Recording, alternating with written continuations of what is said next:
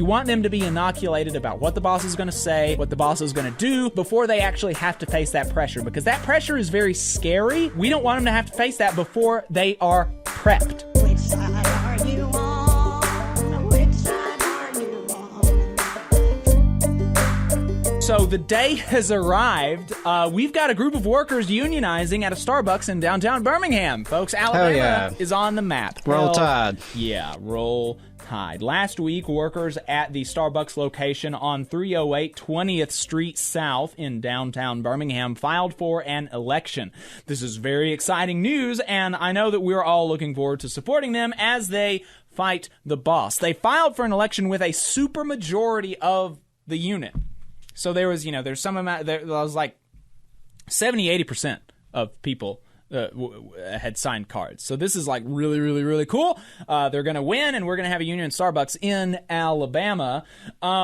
Just a quick reminder about how you can support workers organizing at Starbucks in Alabama and across the country from the workers themselves.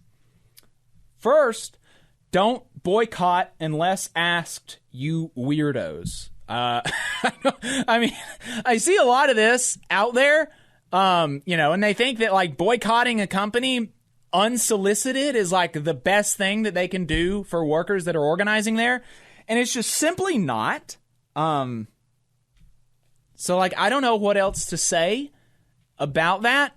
I'm not telling you to go to Starbucks necessarily. Like, I'm not telling you to change your consumption habits. If you go to Starbucks, then continue going. And if you don't, then don't start. I don't care. And they don't care. But calling for a boycott absent the workers' leadership on this, it does not make sense. It is disrespectful to the workers, because it's like you're saying that I know best how to help you, when they know what a boycott is. They know how they can and can't be effective and helpful, and they'll call for one when they want one. And in fact, some stores have said we are on strike.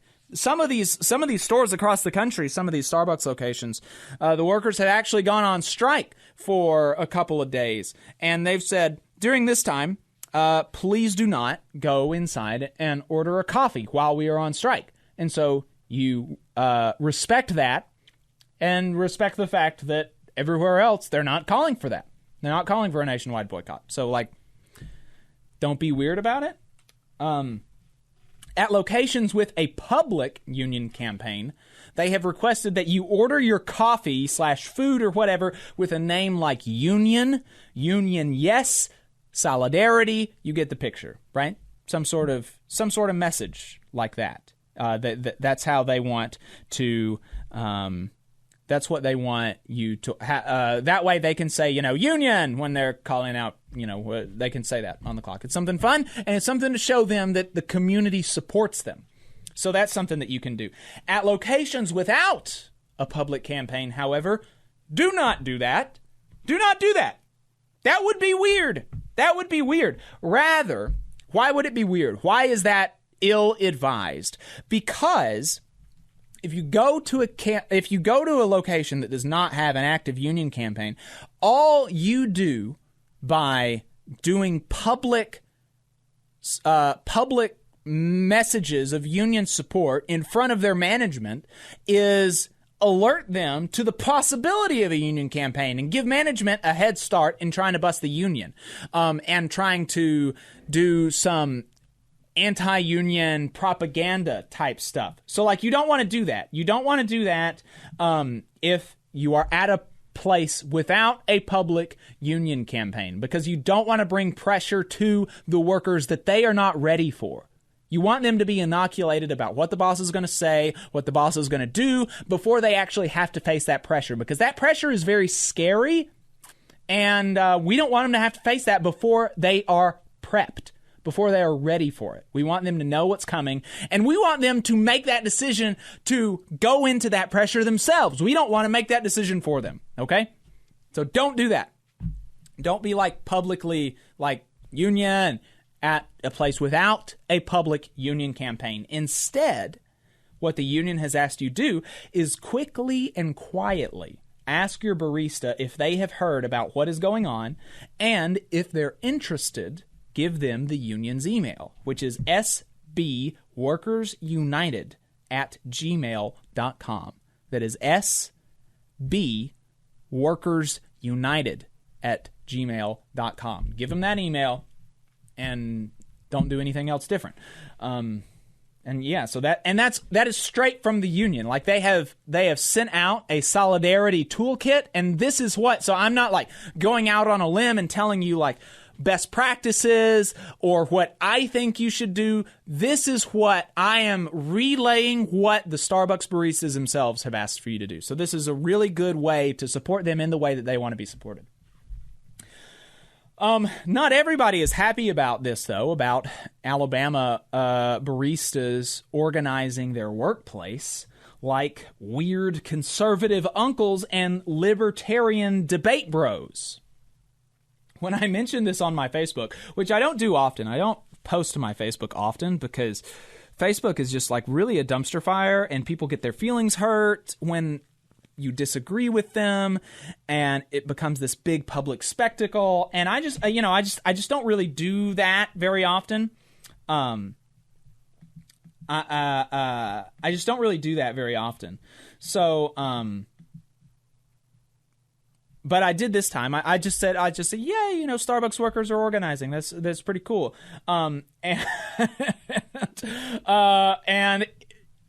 Like everything else that I post that is mildly political, people were like trying to debate me in the comments section, saying that it was only 2 people, but still saying that okay, oh no, a downward spiral at Starbucks is about to begin. That workers, not union busting consultants or executives, are parasites. That unions, not politicians or trade deals, killed Detroit because they artificially priced labor so high that it is cheaper to ship entire cars from another country. Wow. Okay. And so that's what was happening on my Facebook page. And it's bonkers. It's bonkers. These people are crazy. I mean, first of all, the downward spiral began. There's no evidence to suggest that workers being organized is going to give you a worse product. That just doesn't make sense. And in fact, we see the opposite in the trades. We see that UAW represented John Deere workers still make the best tractors in the country. And, the things that people are going to point to most of the time is going to be the big 3 automakers. But, guess who makes production decisions at the big 3 automakers? It's not the workers. They don't choose the steel. They don't draw up the specs. They don't say what they're going to go through. They just produce the things that they're told to produce. Yeah, and so sometimes they produce crappy cars because that's the thing that they were given to produce. Well, and it's just common sense as well that, Starbucks is like many service industry employers where it has extremely high turnover and, this rotating workforce might actually stay if they have a voice in their workplace, if collectively they can bargain a contract that has better pay and better benefits, better leave provisions, more reliable scheduling. Because, I know everyone loves to focus on wages and benefits, but it does go beyond that, including preventing unjust firings, as we're seeing Starbucks do across the country. I don't know. Maybe I'm crazy. Well, but if I have a voice in my workplace, if I have a method to address my problems when problems arise, if I can see there's a future there because we have a collective bargaining process, I'm going to be more committed to the workplace.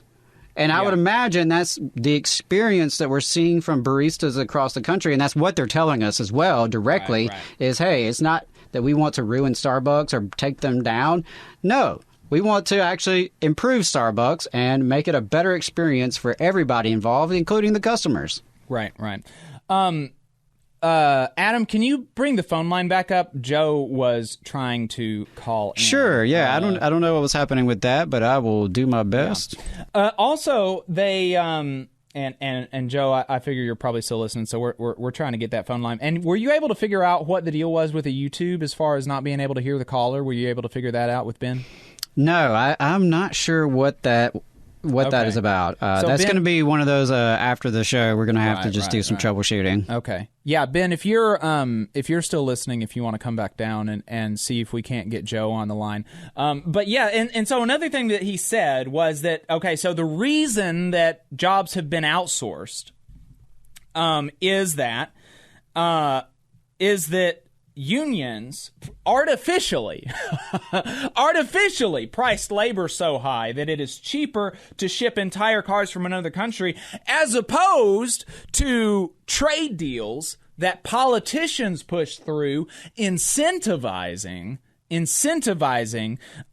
companies doing that. I love the word artificial, as if there's a natural way for wages to be set, which of course they believe that the market and the whims of private capitalists is in fact the way the Lord ordained it, and is just the natural state of society. Exactly. And like the idea that is the reason, going against the natural order, as opposed to as opposed to politicians drafting up trade deals and incentivizing outsourcing and the competition with countries who use what amounts to slave labor.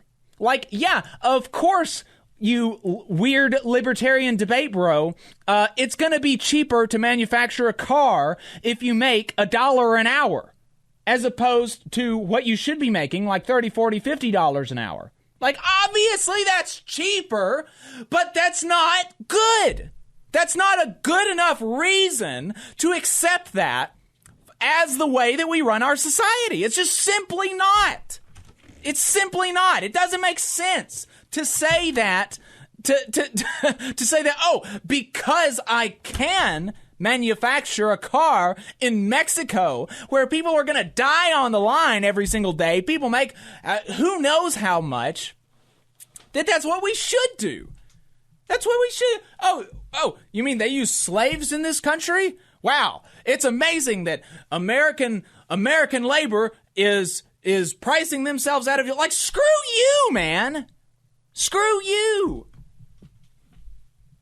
It doesn't make any sense. Doesn't make any sense at all. And then the idea that workers are parasites, the people who are actually making the profits with which these consultants, these union-busting lawyers, and these executives are paid, the profits that they're paid from are coming from they're coming from the labor of the baristas in shops all across the country.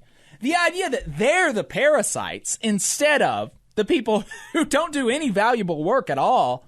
I mean, just get a grip, man. Get it, come back to reality, my guy. It's total brain rot. Here's the thing. If you took a Starbucks and you took the CEO out of the equation, you took the manager out of the equation, but you still had all the baristas, you still had all the coffee growers, you still had all the truck drivers, you could still have some coffee. Yep. Reverse that scenario, you're not getting your damn coffee. Exactly. Without the workers, there is nothing. Exactly. So, yeah, it's as William in the comments put, the brainwashing and propaganda does run incredibly deep.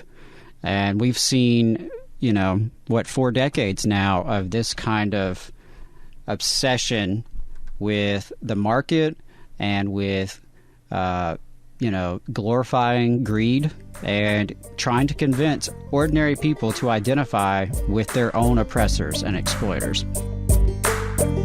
You just saw a clip from the Valley Labor Report. We are live every Saturday morning from 9:30 a.m. till 12:30 p.m. And we pride ourselves on keeping all of our content free to everybody so that we can talk to as many working folks as possible. If you support the work that we're doing, you think that it's important, you think that it's good, then consider making a monthly contribution to the project, and you can do that on our website, tvlr.fm.